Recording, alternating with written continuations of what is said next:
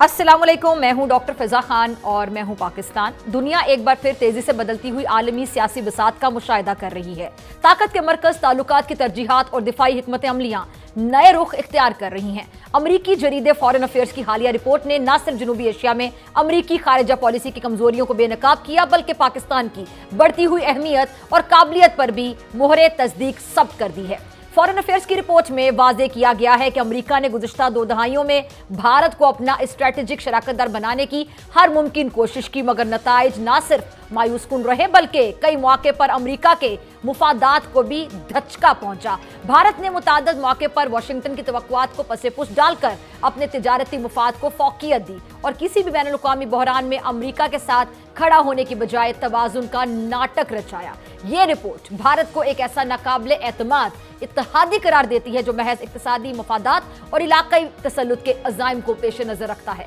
ऐसे में अमेरिका के लिए लाजिम है कि वो इस यकतरफा पॉलिसी पर नजरसानी करे जो उसे जनूबी एशिया में भारत पर हद से ज्यादा इन्हिसार करने पर मजबूर करती है।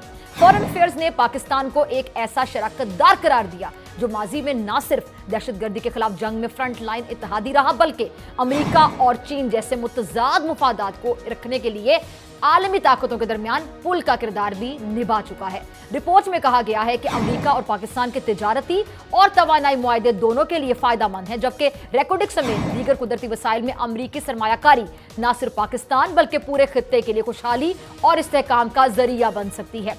ऐसे वक्त में जब आलमी सियासत में ताकत के मराकज़ तब्दील हो रहे हैं और अमेरिका को एक ऐसे काबिले एतमाद शराकतदार की तलाश है जो न सिर्फ खित्ते में इस्तेहकाम ला सके बल्कि आलमी सतह पर भी तवाज़ुन पैदा कर सके। पाकिस्तान आज भी ये साबित करने की सलाहियत रखता है कि वो न सिर्फ एक जिम्मेदार एटमी ताकत है बल्कि खित्ते में अमन, तरक्की और बैनुल-अक़वामी हम आहंगी का ज़ामिन भी है। भारत के बरक्स पाकिस्तान का रवैया हमेशा ताउन, एतमाद और तवाज़ुन पर मबनी रहा और यही तर्ज अमल वाशिंगटन के लिए देरपा शराकतदारी की बुनियाद भी बन सकता है। उधर खलीजी रियासत कतर एक और हसास मोड़ पर खड़ी है। इसराइल की जानिब से दोहा में मौजूद हमास के दफ्तर पर हमला आलमी कवानीन, सफारतकारी के उसूलों और इलाकाई खुद मुख्तारी की संगीन खिलाफ वर्जी है। इस हमले में हमास के कई अहम रहनुमा शहीद हुए, जिनमें मुज़ाकराती वफ्द के सरबराह के जो फर्जंद हैं वो भी शामिल थे। कतरी हुक्काम का ये कहना है कि दोहा के जो इसराइली हमला है इसमें शहीद 6 अफराद की नमाज जनाजा अदा कर दी गई है। अब दूसरी जानिब कतरी वजारत खारजा ने इसराइली वजीर आजम नेतन्याहू के बयानात को निहायत गैर जिम्मेदाराना करार देते हुए कहा कि ये धमकियां बैनुल-अक़वामी अमन व अमान के लिए खतरनाक साबित हो सकती हैं।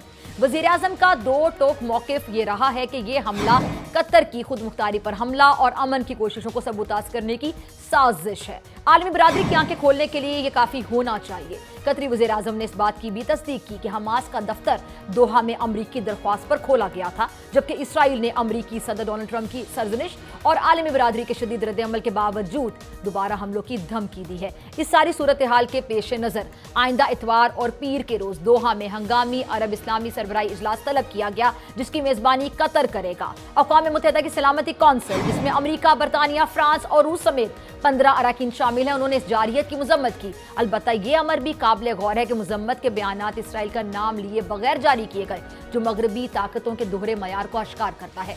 अब दुनिया को फैसला करना होगा कि आया वो कानून इखलाकियात और अमन के साथ खड़ी है या सिर्फ मुआशी और दिफाई मुफादात के ताबे है। कतर पर इसराइली जारियत आलमी बरादरी के लिए एक आजमाइश है, जिसका मौसर जवाब न सिर्फ खलीज बल्कि पूरी दुनिया में सिफारतकारी की साख बचाने के लिए नागुज़ीर हो चुका है। दुनिया आज फैसला कुन मोड़ पर खड़ी है। तारीख गवाह रहेगी कि कौन उसूलों पर खड़ा रहा और किसने मसलहतों के सौदे किए।